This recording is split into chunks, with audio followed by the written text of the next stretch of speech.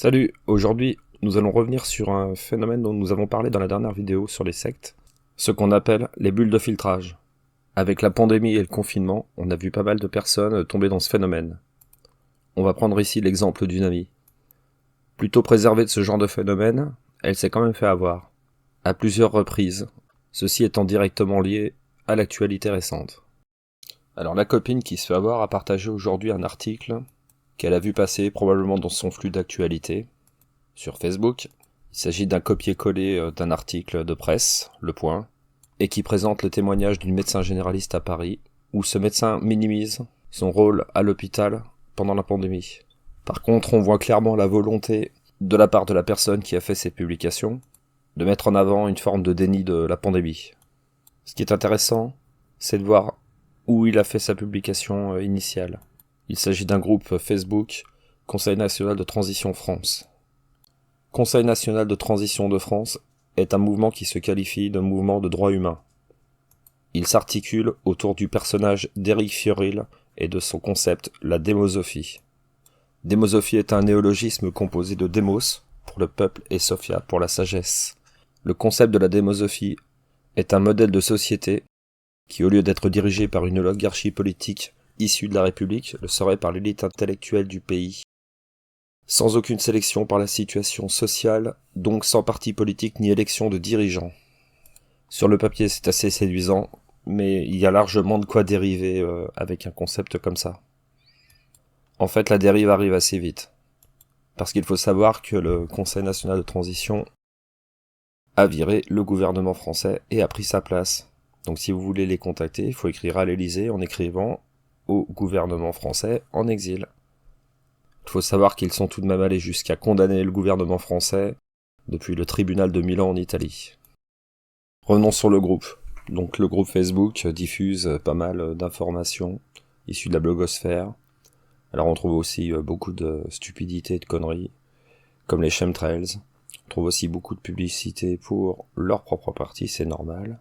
Par contre, on y trouve aussi de l'anti-vaccination, la promotion de Dieudonné, à nouveau leur publication. Là, on passe un petit peu de pub pour la médecine naturelle, comme on l'a vu l'autre jour sur les sectes, c'est jamais anodin. Et là, on retrouve l'ami Alexis Cosette, QAnon. Et là, on retrouve aussi l'éducation sexuelle pour les enfants dès la maternelle ou la primaire. Bref, on trouve de tout et n'importe quoi, mais ils se font souvent avoir sur des informations fausses et fact-checkées. En tout cas, les followers du CNT sont rarement les derniers à faire un prosélytisme maximum sur les réseaux sociaux. Et quand on retrouve le type de publication là qu'ils font passer dans les boîtes aux lettres, et qu'ils sont rarement les derniers à traiter les autres de moutons, on peut se dire que c'est assez risible.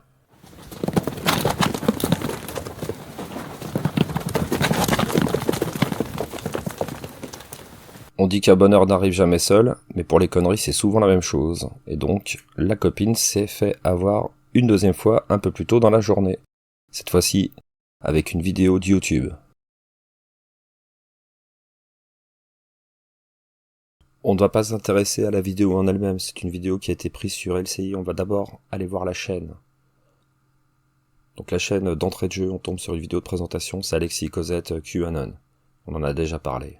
Là on va retrouver notre ami Dieudonné, on va retrouver Salim Laibi, on va retrouver également Boris Lelay, on va retrouver Asselineau à grande dose, un peu de pub pour Florent Philippot.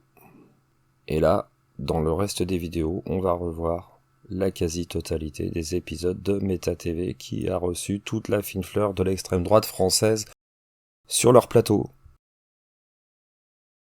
Bon alors clairement la copine en question, elle est bien loin des idées de tous ces gens-là. Vraiment loin. Et pourtant, elle se retrouve à partager une vidéo qui vient d'une chaîne qui n'hésite pas à faire de la promo pour, comme on vient de le voir, Laurent Glosy, qui a deux obsessions, Satan et les Juifs, sachant qu'il accuse des Juifs d'être Satan, Dieudonné, on ne le présente plus, Salim Laibi, on va pas vous le présenter non plus, et puis Boris Lelay, le multi-condamné, néo-nazi, antisémite, homophobe, raciste, qui cumule plus de 10 ans de tôle. Alors, comment se fait-il que cet ami ait publié une vidéo de cette source? Eh bien, c'est ce que nous allons voir maintenant, avec une petite explication de la bulle de filtrage.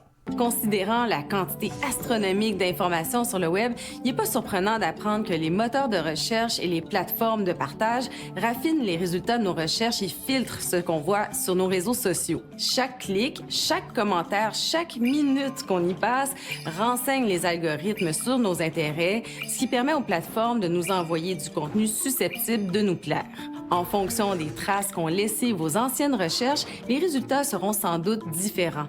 Cette personnalisation de l'information comporte certains avantages, mais ça peut aussi contribuer à nous enfermer dans une bulle de filtre, dans laquelle ne pénètrent que des informations qui nous plaisent, que des contenus que nous avons l'habitude de consulter. Une chambre d'écho où l'on n'entend que des opinions semblables à la nôtre.